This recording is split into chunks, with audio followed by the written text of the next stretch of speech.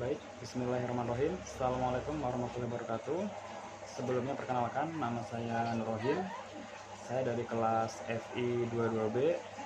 Pada pertemuan ke-15 kali ini, kami mendapatkan formatif, yaitu soal berupa membuat video resume tentang materi dari bab ke-6 sampai ke-9.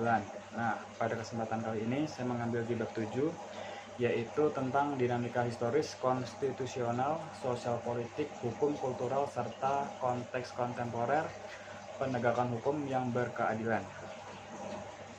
Langsung saja, Indonesia adalah negara hukum, artinya negara yang semua penyelenggaraan pemerintahan dan kenegaraan serta kemasyarakatannya berdasarkan atas hukum, bukan didasarkan atas kekuasaan belaka.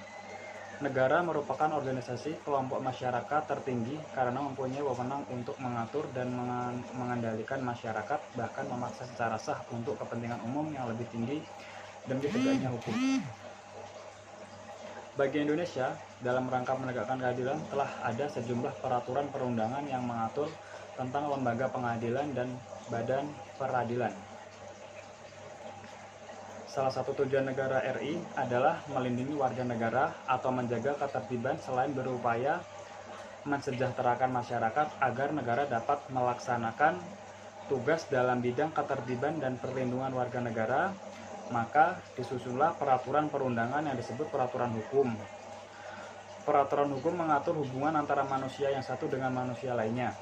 Di samping mengatur hubungan manusia atau warga negara dengan negara serta mengatur organ-organ negara dalam menjalankan pemerintahan. Dalam beberapa kasus, masyarakat dihadapkan pada ketidakpastian hukum. Sebagian masyarakat bahkan merasakan bahwa aparat penegak hukum sering memberlakukan hukum bagaikan pisau yang tajam ke bawah tetapi tumpul ke atas. Apabila hal ini terjadi secara terus-menerus, bahkan telah menjadi suatu yang dibenarkan atau kebiasaan, maka tidak menutup kemungkinan akan terjadi revolusi hukum.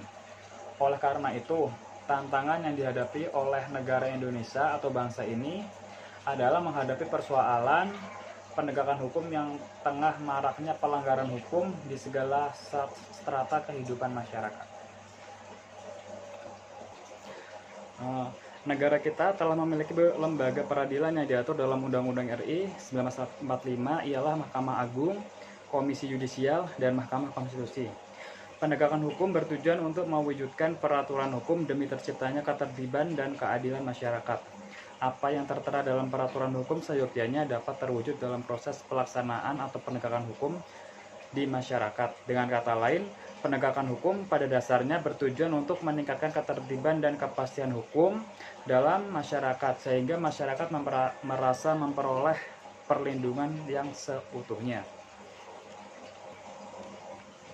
Nah, dari fakta tersebut sangat jelas bahwa keberadaan hukum dan upaya penegakannya sangat penting. Ketiadaan penegakan hukum, terlebih tidak adanya aturan hukum, mengakibatkan kehidupan masyarakat akan sangat kacau.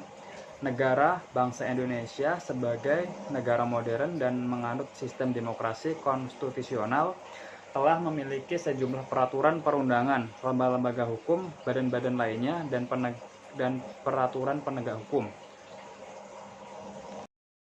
Nah, untuk kesimpulannya, dinamika historis, sosial, politik, kultural, serta kontemporer semuanya mempengaruhi cara hukum diterapkan dalam suatu negara.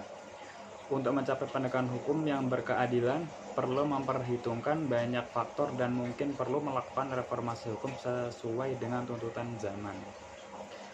Mungkin itu saja yang dapat saya sampaikan pada pertemuan 15 kali ini atau formatif kali ini. Cukup sekian. Wassalamualaikum warahmatullahi wabarakatuh.